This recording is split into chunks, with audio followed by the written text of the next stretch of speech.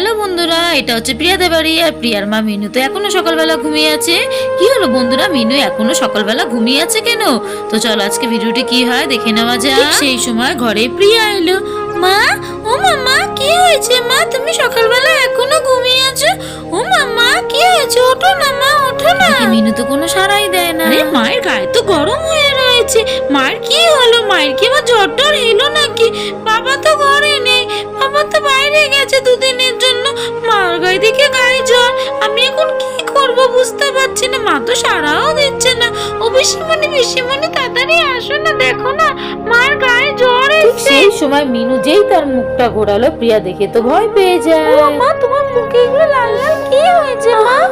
কোথা থেকে যে চিকেন পক্সটা হলো বুঝতেই পারছি না।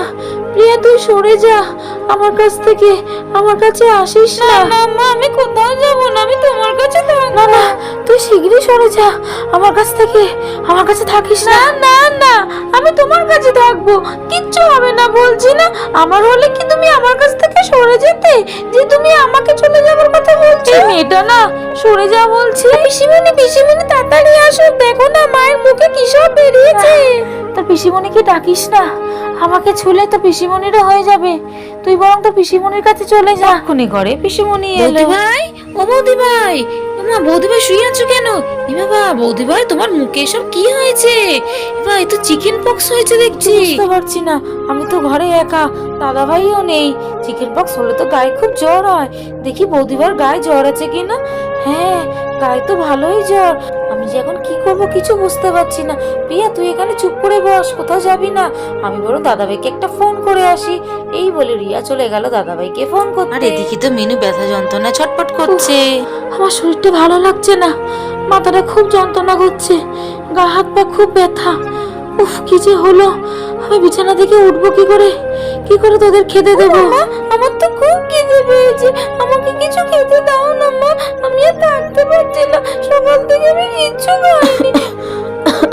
হ্যাঁ, ঘরে তো কিছু নেই। আমার যে শরীরের অবস্থা, তোকে যে কি করে খেতে দেবো? তোর বাবাটা থাকলে কিছু করে খেতে দিতে পারতো। ওই দেখ, আবার চিঙ্কিও ডাকছে, ওরও খিদে পেয়েছে। সে কাল রাতে ওকে খেতে দিয়েছিলাম, কত বেলা হয়ে গেছে। এখন অব্দি ওকে কিছু খেতে দিতে পারলাম না। কি করে যে সুস্থ হবো, তোদেরকে খেতে দেবো? আমার খুব খিদে পাচ্ছে মা। প্রিয়া খিদের জন্য কাঁদতে কাঁদতে তার মায়ের কোলের ধারে ঘুমিয়ে পড়ে। দেখো তো মেয়ে, খিদের জন্য কাঁদতে কাঁদতে কোলের ধারে ঘুমিয়ে পড়লো। এবার তো মেয়েরও চিকেন পক্স হয়ে যাবে, কি জ্বালা বলো তো। সেই সময় রিয়া, ও ডায় চল, তোকে আমি কিছু খেতে দিই। কি হলো প্রিয়া, সাড়া দিচ্ছিস না কেন? প্রিয়া, এই প্রিয়া ওর কি হলো? মেয়েটা সাড়া দিচ্ছে না কেন? দেখি তো। বাবা, গা তো পুরো গরম। প্রিয়া আবার জ্বর এলো। এ বাবা, এ কি অবস্থা প্রিয়ার? প্রিয়ার বাবা চিকেন পক্স হয়ে গেল। কি করি, কাকে ডাকবো এই অবস্থা? ঘরে তো কেউ নেই। আমারই ভুল হলো, আমি মেয়েটাকে সরিয়ে রাখলে আমার কাছ থেকে ভালো হতো, তাহলে হয়তো মেয়েটার এরকম হতো না। আমার মাথাটা এরকম ঘুরছে কেন? আমার আবার শরীরটা খারাপ লাগছে, গা হাত পা জ্বালা করছে, কিরকম একটা হচ্ছে শরীরের ভেতর। কি হচ্ছে, এরকম হচ্ছে কেন আমার? আবার তখনই রিয়ারও মাথা ঘুরতে থেকে আসে, মাথা ঘুরে পড়ে যায়, তো অসুস্থ হয়ে পড়লো। এ বাবা বন্ধুরা, মিনুর মতো রিয়ারও তো চিকেন পক্স বেরিয়ে গেছে। এবার কি হবে? ঘরে তো কেউ নেই। সেই সময় মালতী এলো। মিনু, এ মিনু, কি হলো? এরা ঘরে কি কেউ নেই নাকি?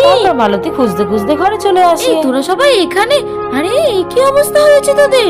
সবার একসাথে চিকেন পক্স কি করে হলো? মালতী দি, তুমি এসেছো? দেখো, আমার ছোঁয়ায় প্রিয়া রিয়া সবার চিকেন পক্স হয়ে গেল। আমি ওদেরকে আমার থেকে দূরে রাখতে পারলাম না। তুমি আমাদেরকে বাঁচাও মালতী দি, কিছু একটা করো তুমি। ভেঙে পড়িস না বোন, আমার চিন্তা করিস না, আমি আছি তো, আমি কিছু একটা করছি, তুই চিন্তা করিস না। তোরা সাবধানে থাক, আমি যাবো আর আসবো।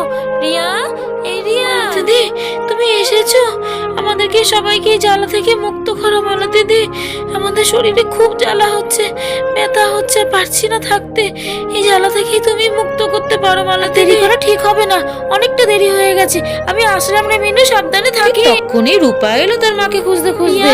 এ প্রিয়া, আমার মা এসছে নাকি রে তোদের বাড়ি? আন্টি, তোমরা এরকম ভাবে শুয়ে আছো কেন গো? আর তোমাদের গায়ে সব লাল লাল কি হয়েছে? তুই শিগগিরই চলে যা এখান থেকে। আমার প্রিয়া পিসিমণি সবার চিকেন পক্স হয়েছে, এখানে তুই থাকিস না। তোমার সারা গা তো লাল লাল হয়ে গেছে। প্রিয়া তুই ঠিক আছিস প্রিয়া? ও আন্টি আন্টি তোমাদের এরকম অবস্থা কি করে হলো? মা চলে যা এখান থেকে, শিগগিরই চলে যা বলছি। এখানে থাকিস না, আমাদেরকে ছুস না আমাদেরকে। আমাদের মতো তোরও চিকেন পক্স হয়ে যাবে। এখান থেকে চলে যা। শিমুনি আন্টি আমি তোমাদেরকে এই অবস্থায় ফেলে রেখে কি করে যাই বলো? তুই চলে যা বলছি এখান থেকে। থাকিস না লক্ষ্মী মা আমার, এখানে থাকিস না, চলে যা। হে ভগবান কি সর্বনাশ হচ্ছে এইসব। এবারে মেয়েটারও তো চিকেন পক্স হয়ে যাবে। দিদি তুমি যদি এখান থেকে না যাও আমার মতো তোমারও হয়ে যাবে। আন্টি আমারও তো সারা গায়ে পুরো ভর্তি হয়ে গেল। এবার আমারও তো জ্বালা করছে, ব্যথা করছে। এবার আমি কি করব? ও বাবা তুমি কোথায় মা? ও বাবা কাঁদিস না মা আমার, তোকে কতবার করে বললাম চলে যেতে, গেলি না। এখানটা শুয়ে পড় এখানে। বন্ধুরা মিনুদের সবার অবস্থা তো খুব খারাপ, এবার কি হবে? এই সময় মালতী ডাক্তারখানা থেকে ওষুধ নিয়ে আসলো। মিনু এনে আমি ওষুধ নিয়ে চলে এসেছি, আর কোনো চিন্তা নেই। এ বাবা রূপা তুই কখন এলি এখানে? এ বাবা কি অবস্থা হয়েছে তোর? আচ্ছা কোনো ভয় করিস না, আমি ওষুধ নিয়ে এসেছি, সবাই ঠিক হয়ে যাবি। নে তোরা সবাই ওষুধ খেয়ে নে। মা তুমি চলে এসেছো মা, দেখো আমার কি অবস্থা হয়েছে, তোমাকে খুঁজতে এসে। কাঁদিস না রূপা, আমি চলে এসেছি তো, এক্ষুনি সবকিছু ঠিক হয়ে যাবে। দিদি ওষুধ নিয়ে এসেছো আমাদের জন্য, ওষুধটা খেয়ে নে। এনে রূপা তুই ওষুধটা খা, ঠিক হয়ে যাবি। রিয়া হা কর। মিনু এনে ওষুধ, আর কোনো চিন্তা করিস না। দেখো আমি ঠিক হয়ে গেছি, আমার সারা গা হাত পা সব ঠিকঠাক হয়ে গেছে। রিয়া আমিও ভালো হয়ে গেছি, আমার শরীরে আর কোনো দাগ নেই। ভালো দিদি রূপার প্রিয়া তো এখনো ঠিক হলো না। মা দেখো তোমার ওষুধ কাজ করেছে, আমি আবার আগের মতো হয়ে গেছি। প্রিয়া তো এখনো ঠিক হলো না আন্টি। মা আমি তো এখনো ঠিক হলাম না। মা আমি দেখো ঠিক হয়ে গেছি। আন্টি পিসিমণি রূপা দিদি দেখো আমি ঠিক হয়ে গেছি। প্রিয়া বল আমরা সবাই আবার আগের মতো হয়ে গেছি। বিবাদী ওষুধটা খুব ভালো রে মিনু, দেখ তোরা সবাই কত তাড়াতাড়ি ভালো হয়ে গেছিস। দিদি তুমি যদি ঠিক সময় না আসতে তাহলে আমাদের যে কি হাল হতো আমরা নিজেরাই জানতে পারতাম না।